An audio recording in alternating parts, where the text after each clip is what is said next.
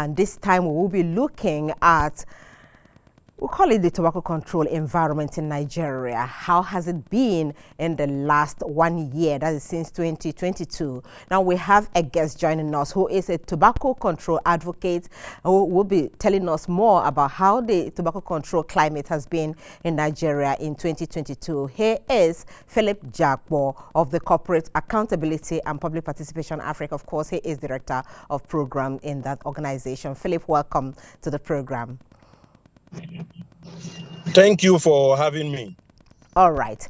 I do know that tobacco control advocates like you kicked against all forms of tobacco smoking in whatever form, in movies and adverts and all that. And this is in line with Nigeria's Tobacco Control Act 2015 and the Regulation 2019. So tell us, how was the tobacco control climate in Nigeria in 2022?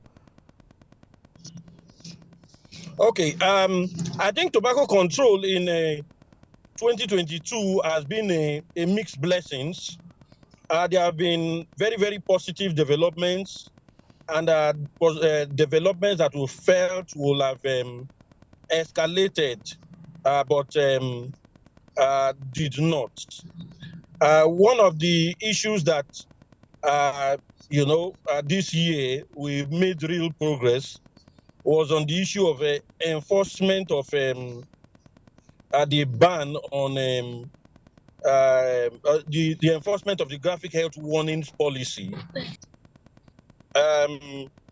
Most importantly, we had enforcement exercises in Lagos, we had enforcement exercises in Calabar, we had enforcement exercises in Kano.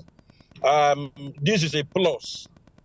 In this year, under review also, the Tobacco Control Fund was set up. What that means is that yearly, we have a fund which is specifically targeted at tobacco control enforcement. Now, where is this fund going to come from? It's going to come from some levies, registration exercises that tobacco companies are going to be, making every year. The Federal Ministry of Health is in charge of this, working with agencies like Nigerian Customs Service.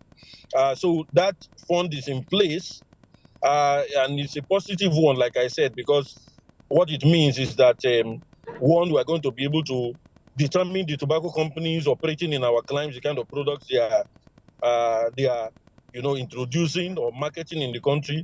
And at the same time, the federal government is going to make money, revenue, which will be available to be used for tobacco control, implementation across the country.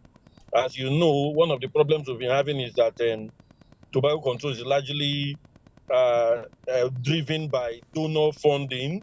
But with what is going to be happening now, you are going to have more of local funding involved in these kind of exercises like the one that the FCCPC is carrying out. So they will not need to look for money from anywhere, but within. So that is a plus. But then we've not had too much progress in the area of enforcement of the ban on tobacco advertising, promotion, and sponsorships. In as much as we've had, practitioners, movie practitioners, script writers, actors, actresses agree that there's need to have health warnings in movies to discourage glamorization of smoking in movies, and to use it also as a point to educate young people who are impressionable and have been exposed a lot to this smoking in movies.